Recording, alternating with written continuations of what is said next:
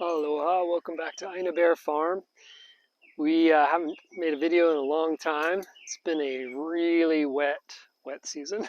So just tons of rain.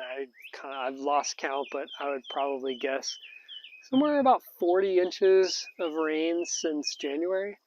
And it's been pretty consistent, pretty just steady. Um, Maybe hear one of the dogs eating grass in the foreground there. So we're here in our agroforestry system, which is still relatively new. This is kind of getting towards the end of the second year. And you can see behind me and around me, it's completely overgrown. So we are maybe a month and a half behind where I'd like to be in terms of maintenance, just for the seasonality. I would have liked to have had all this already chop and dropped and laid on the rows here, but all the rain has really slowed that process down. But the good thing is with systems like this, they're pretty flexible and resilient. That's kind of the point of them. And so we're going to come in now and clean all this up.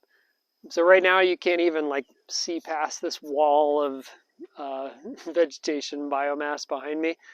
But once we start taking a lot of this stuff down, we'll take you on a little tour and show you how the plants are doing. The main ones like this ulu or breadfruit tree here, which is, leaf tip wise, maybe chin high already. Looking pretty happy. We got a ton of biomass on the ground and we're about to add a whole lot more. You can see the grass is shoulder high, so we're going to have to mow all that down. And let's get started. This is probably this system, which is about 200 by 175 feet. 3 main rows with about 20 kind of anchor fruit trees like the ulu. It'll probably take one person 2 days for me to do this, like 2 full work days for me to get all this cut down. Probably going to use a chainsaw with the amount that I have here. Get it piled up, then come back, cut the grass, pile the grass up on top of that. But we'll show you kind of in chunks as we go. We'll be right back with some updates here. Okay, so after a few hours, we were able to cut down all of that tithonia. First, I started with some loppers, but it's taken a long time, so I switched to the chainsaw, and then it was pretty fast after that. I have 4 rows of tithonia, so I cleared all 4 rows of that. We got a lot of debris sitting in here. Now you can at least sort of make out the structure of more of the system where the banana trees are on the fruit tree rows. Got these big ice cream beans in the middle. So if you follow my channel for a while, you probably notice they're getting pretty big. So that's nice. They're creating some shade. I've been out here on days where I'm able to actually hide from the sun in that shade, which is pretty cool when you get to that stage of your system. Before I go to the next phase where I'm going to start piling up the chop and drop onto the fruit tree rows, I wanted to kind of just give you an idea of how much material is here, and that we've piled up. We've probably gone through, I think, 4 cycles like this where we've cut down a lot of this tithonia. And so as I start to dig in, you can see the older tithonia debris, which is still, not totally broken down. Then we get into some banana trunks. And I think these are kind of still relatively new, but they do break down pretty fast. They stay really nice and wet and gross, provide a lot of good habitat for worms and things like that. And then underneath that, we get into the more broken down, like the earlier stages. So this was like older tithonia that's starting to kind of disintegrate now, and just create some really nice mulch for the soil. Keeps it cool, keeps it damp, and eventually, is going to feed it all the nutrients that came from that tithonia in the first place. So we'll pile that back up, and we're going to get ready to add to it. Now, what I like to do is add the Tithonia. Kind of breaks down just a little bit. Doesn't have to be anything major, but start to pile it up around the fruit trees. And then I like to cover that with grass. So we've got all this guinea grass, which is what we started with here. It's a clumping grass. So like a lot of people in agroforestry might do like a vetiver or another type of clumping grass. They are pretty good at keeping other weeds from getting established.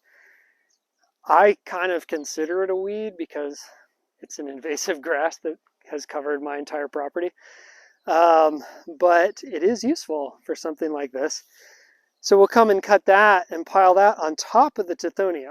The only issue is that if it's the wet season and you've got a lot of cloud cover, that moisture that gets sealed in there, the Tithonia might start to take root, and you have to kind of just come back and pull it up a little bit. But it's really easy. Just like as you're walking along, you'll see like new shoots sticking up, and then you just realize like, oh, I got to pull that up. Once you pull it up and kind of dislodge the roots from any of the moist mulch that they're holding on to, it's pretty much going to dry out after that, and you don't really have to go back and do it again. So we're going to start getting the material organized like that. Hopefully I'll get all this Tithonia piled up today, and then tomorrow I might cut the grass today. I'll probably cut this with a weed whacker with a blade attachment. I do come through here with the BCS tractor sometimes, but I also, when I do like a full reset like this, I kind of like to use the weed whacker because I can just get down really short, and also the motion of the weed whacker, I can kind of pile it as I'm cutting the grass. So I'd like to get it cut today if I can. Might run out of time. Get it cut tomorrow, pile it up, and then like I said, 2-day job will be done. So we'll catch you up on the next step. Okay, we're back, and we got everything cut in that one weekend, but I did not get the video filmed, the rest of it filmed, so this is actually a week later. So you might be able to kind of see, looking around, that some of the grass is already growing back. The guinea grass grows really fast. But at least now it's clear, we can walk around, we can kind of look at what else is going on here. One thing you might notice right off the bat is that the ice cream bean trees definitely getting big and starting to provide some shade.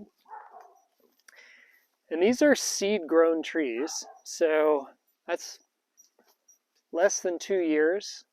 So, I mean, they're just an amazing support tree for that reason.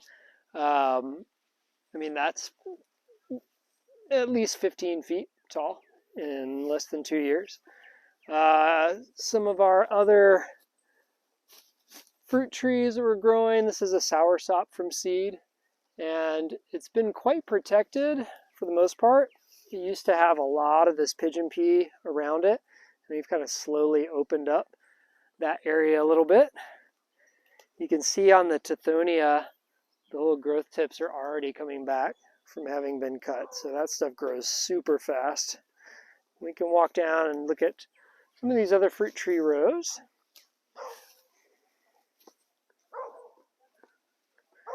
We do have some ice cream bean in the fruit tree rows, which will be pruning at a certain point.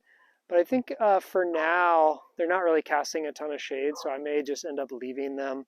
But eventually we'll top them about head height and then let them kind of regrow from the top. Here's that ulu or breadfruit. We've got a bunch of those in this system. It's primarily an ulu system, so this is kind of like the main fruit tree that I wanted to grow out here. Some of these bananas are, this one's got a flower coming, so it'll get chopped and dropped for mulch really soon now.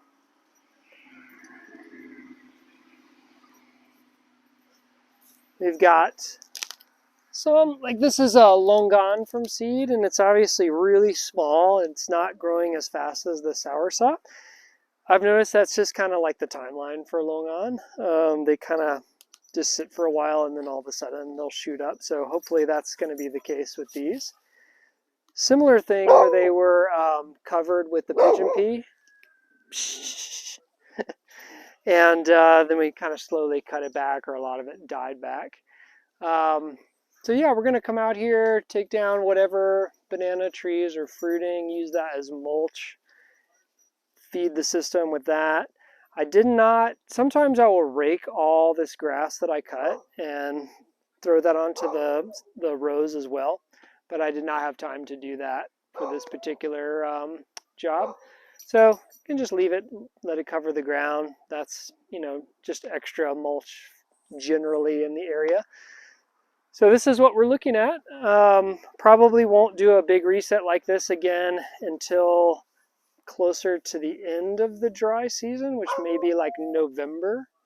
Hey, we're getting serenaded here. And yeah, so just, you know, let me know if you have any questions or comments on this video. Hopefully this was kind of cool to see big reset. Like I said in the beginning, it was a little bit overdue, but I think timing wise, it's going to be good. We've added a lot of biomass to the system. Now it's just going to break down, feed this, heading into the drier, hotter part of the year. We'll see you back here soon at Aina Bear Farm. Aloha.